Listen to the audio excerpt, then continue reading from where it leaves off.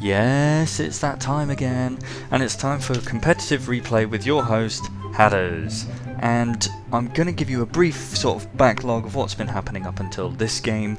TTT for Omni, as per usual, and got knocked out in the semi-final rounds, as per usual.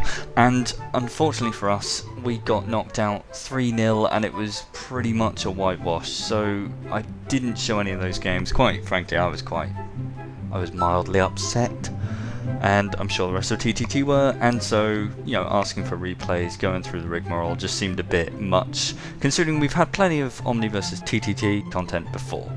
So we got knocked into the sort of final playoffs for 3rd and 4th position. More on that later in the week. And Omni went through to the finals. That leads us to these games.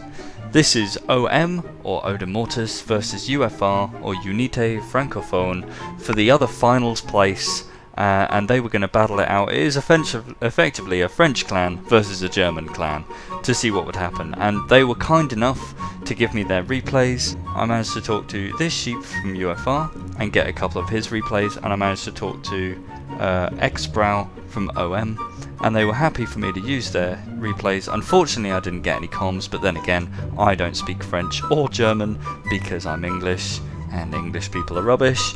So, yeah, so I'm going to do a normal commentary over the top. So, in my best possible French accent, pour la France, we have, led by this sheep in his Shukaku, UFR. They have, of course, the Shukaku as their carrier. They have a North Carolina. They have an Alabama. Much love to the Premier Whores. They have a Bismarck. They have a Chapayev for the radar. They have 2 Kuchsovs. And they have 2 Bensons. The other 3 players you see on the team, that's the Ryuju and the Hashdates, are going to kill themselves or each other in order to get themselves out of the way. They're actually the spectators. And of course, for Deutschland, led by Xbrow and his Shukaku, we have OM. No one ever brings Lexington, so again we have the Shukaku, then we have a North Carolina, an Amagi. Controversial, we have an Edinburgh, we have 2 Kutsovs, we have the 2 Bensons, and we have an Akazuki, so they've traded out a battleship for an extra destroyer. Again, we have the 2 Hashdates and the Ryuju. They're just going to kill themselves before the match begins. So it's lining up to be a good fight. Let's get straight to it.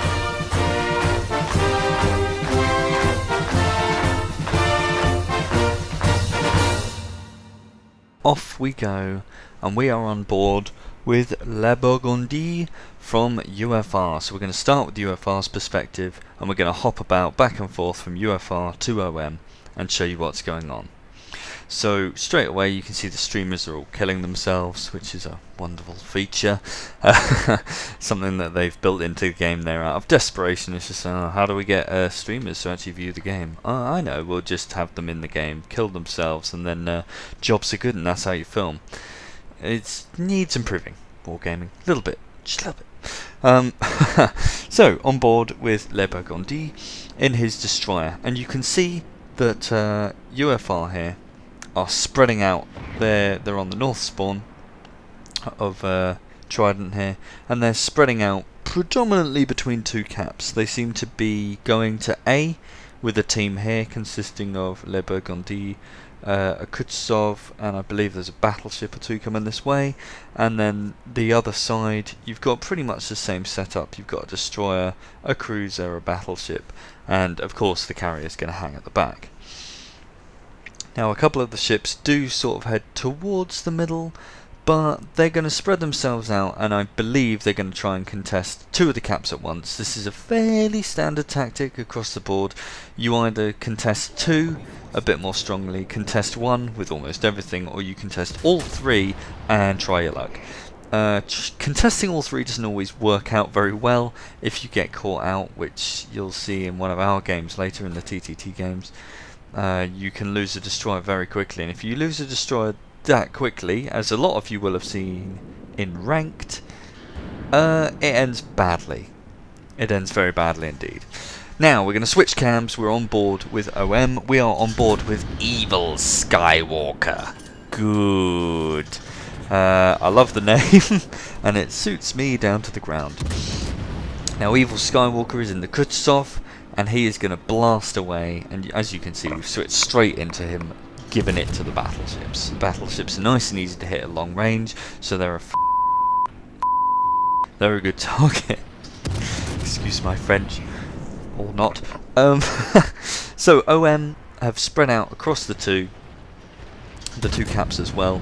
They are also contesting A and B, but they have a stronger presence. A and C, and they have a stronger presence on B. So they have technically, I would say, gone for the 3 cap option. You can see them all being capped at the top there. Now, what this does is it allows you breathing space if you do manage to get all 3, to effectively get into good positions and then let the enemy come to you. And everyone knows that being in a defensive position is generally better for you. So OM are going to take the risk and go for all 3. Now you can see A has now switched over to the enemy. Their OM's destroyer has had to fall back, but they've still got B and C, which they've capped simultaneously. So OM now have the advantage. They're going to get ahead on points, and that's going to allow them some breathing space to do what they want to do. Switching back to UFR, we can see that they've laid a nice smoke into B there, and the battleship and KotS3 can take advantage of that. However, as we switched back, I don't know if you noticed the shells streaming across. I believe one of the battleships on the enemy team there had a spotter plane. What this allows you to do is, if you put the plane up and it gives you that sort of, not top-down view, but oblique view, nice word there, oblique view over islands and such. And I reckon that battleship popped his plane, saw that cruiser firing in the smoke, and let him have it. And that was a bloody good shot, because he annihilated him. That's him gone. UFR though make up for it there. One of the Bensons kills one of the other Bensons, so the enemy have lost the destroyer. Our team, or UFR, who we're on board with now, have lost to Chapayev, which is actually tragic. Losing your Chapayev, or your radar ship, that early on is pretty bad. It's crucial that you try and keep him alive as long as possible, because radar allows you to get good vision into caps without having to actually go into them, and it also helps spot out the destroyers. Now UFR have secured A, so it's 2 caps to 1. At least they've got one now, but again, they're going to be under pressure now, and they're going to be at OM's whim, because OM can just sit back and let UFR, I say make mistakes, but let them, they have to take the initiative now, and in so doing, that means you will potentially screw it up, because attacking in this game is very, very difficult. Some teams do it very well. UFR is actually one of them, and you will see one of those games later on, but it's very, very difficult to attack, particularly when you're desperate. You just have to smash in there and try and kill everything, and unfortunately it doesn't always go well. Last little shot of the destroyer there.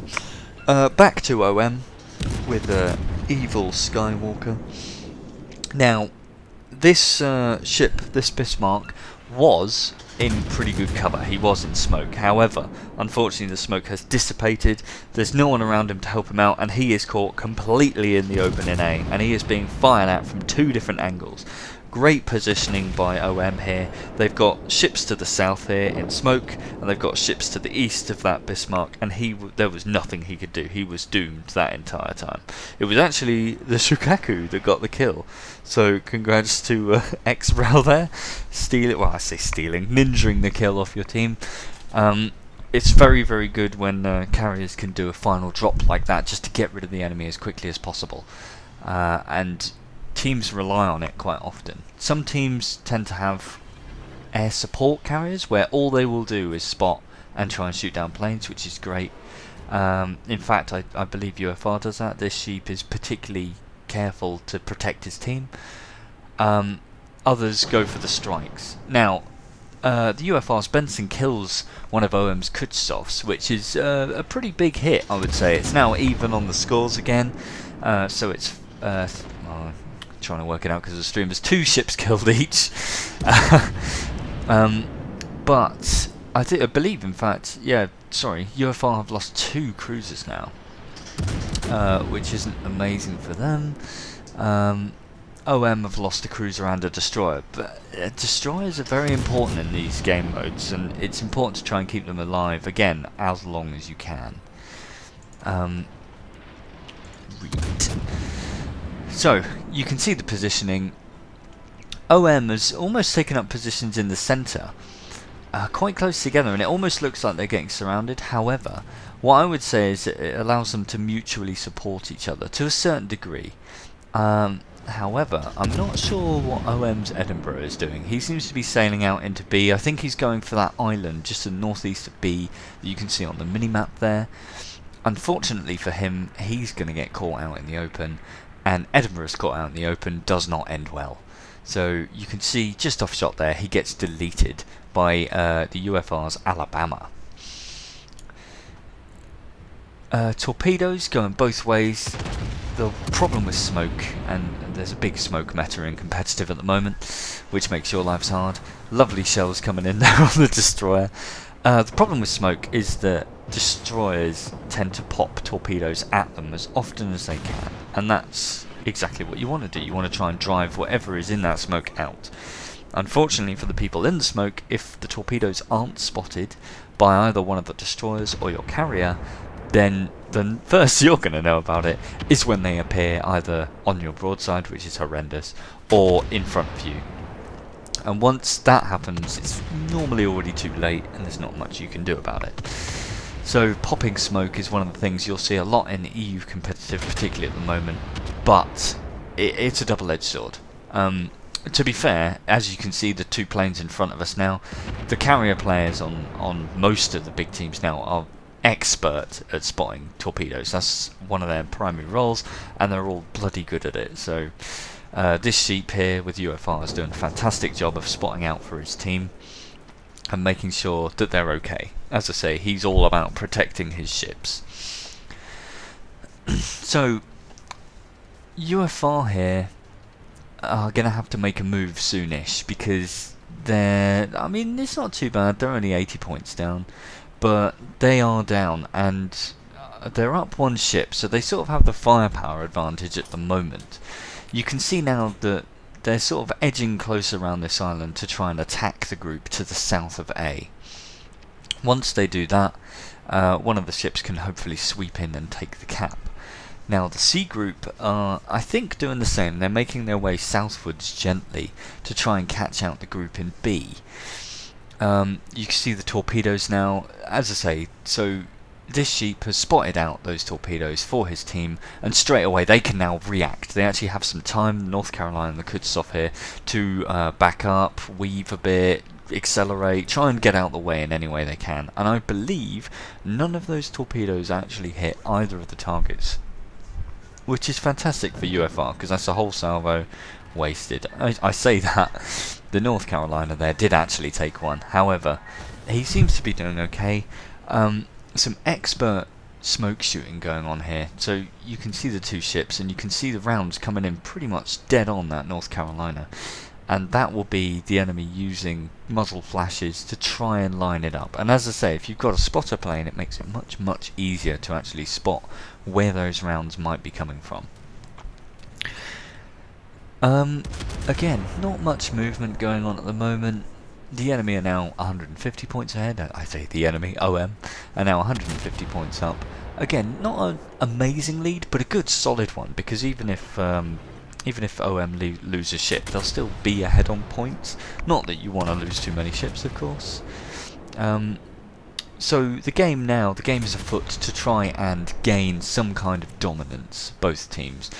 UFR are up, going back to OM, and we have Evil Skywalker here blasting into the smoke, and you can see here from this he completely misses, but the battleship there gets loads of hits, and you can see the black puffs of smoke that I've alluded to in videos before that give away where the target is. So you can see they're getting some hits on the enemy target there, 3 hits in that last volley, but the enemy target is moving, and now you can see that he's just spreading rounds around to try and get hits.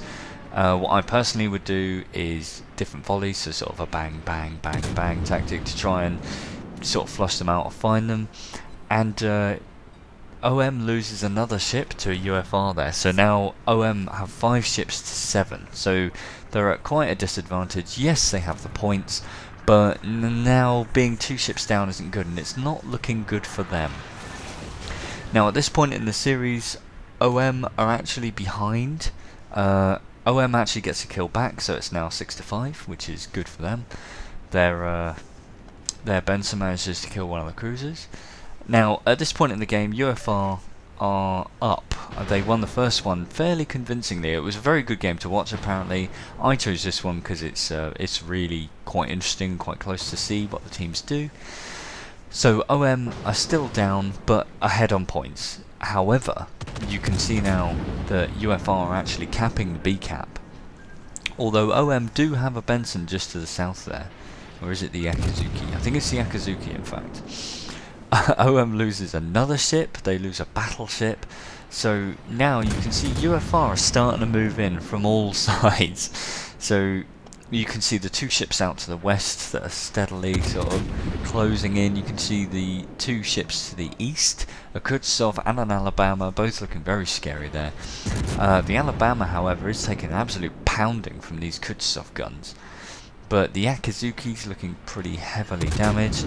The Benson's doing okay. The KotS3 again is okay. So you never know, it could always turn around. And OM are still ahead on points.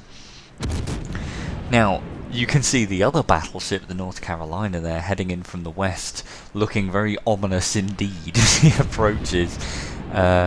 Skywalker's sort of offside here, which is not great. The Akazuki is desperately trying to hide from the Alabama, but he's also got the KotS3 on his flank, so it's going to be one or the other. He's probably going to desperately try and fire torpedoes at whichever one he gets closest to first, and then unfortunately die. But he's going to go down swinging. The Benson there is stuck in the middle, as is the KotS3 here now. And it's not looking great. The KotS3 comes around the corner and absolutely deletes the Akazuki without taking any damage back. The Alabama is hanging in, but taking very heavy damage here. And I believe Evil Skywalker manages to kill the Alabama. He burns him down. However, the Benson dies as well. So now it's 2, just the carrier and the KotS3 here, versus 5 of them, and unfortunately I believe the carrier, apart from this set of planes flying now, has been deplaned, so he's got nothing left. KotS3 on KotS3 then, it's all over for the other one. He's just too low health to actually contest it, but he does hit him up for quite a lot of damage before he goes down. Now you can see the Benson here. Skywalker's desperately trying to line up on the Benson, and he's trying to back up. He's watching the Shikaku's, wondering what the hell he's doing.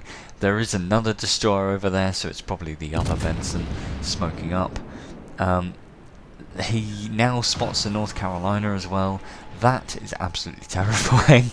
And he's going to come around the corner, and unfortunately it's a blap. He fires away and he's gone. He manages to kill Skywalker, and unfortunately that is the last hope of OM. OM now are 2 caps down. They've only got 1 cap left, which is about to get capped anyway, and they just have 1 times carrier against 4 ships, including a battleship and 2 destroyers, and the enemy carrier. I believe both carriers have actually been deplaned. They've managed to either shoot the living crap out of each other's planes, along with the KotS3, the many KotS3 which are incredible at shooting planes down. So the carriers are effectively useless, and I think the reason this sheep is this far ahead was actually as a distraction against Skywalker, to try and get him to shoot at him, because a carrier, once he's deplaned, is nigh on useless. As long as he doesn't die, because he's worth a lot of points, then he's just as useful distracting the enemy as he is, well, he's certainly more useful doing that than sitting in a corner and doing nothing. Now I don't know if he's lining up torpedoes here just to try and freak him out. He's already taken a shot at this sheep just to troll him. But no, he's being good. They managed to cap A, so that's UFR now. 3 caps straight away. The points, I mean, how much time we got? We got 3 minutes left. They're well ahead on points. There's only 1 ship left, so it is over for OM. This is one of those games where way before the end you can call it is over. X-Brow though ever the optimist, is going to head in and try to ram someone, because why not? I love it when carriers do this. It's better than just hiding for the last 3 minutes of the game, although it wouldn't last 3 minutes with 3 camps. Probably only about 30 seconds left before UFR point out. So UFR won the first game, they are about to win this one, the second game, and OM have a lot of work cut out. It is best of 5, so if UFR win even one more game, it's over. And no one likes that. You can see the torpedoes coming in. Xprow wanted to ram this sheep, but unfortunately the torpedoes are already well on the way, and that is the end of the game. And there we have it. As I alluded to before, UFR are now up 2-0 in the current sort of set of games that I'm going to show. Not to spoil any surprises, but OM do in fact win Game 3, so it was then 2-1 to UFR. Again, Game 4, if UFR win one more time, they're through to the finals and that's them. So you will join me next time on Game 4, where I will go through that game again with the OM and the UFR cams, and we're going to hop back and forth and see some of the action unfold. I just wanted to say a big thank you to all the players in UFR and all the players in OM, without whom I wouldn't be able to do these replays, so really appreciate it. TTT just wasn't good enough this time around, so you guys really came through for me and I appreciate everything you did. I've been Hadders, I hope you've enjoyed. I'm going to try and release one of these each day for this week. So today is Tuesday, and I'm going to release another one Wednesday, Thursday and Friday. The Thursday and Friday ones should be TTT versus UFR, and there may be 3, we'll see how it goes, and I might have a surprise for the weekend. So I hope you enjoyed, and as always I will see you guys soon.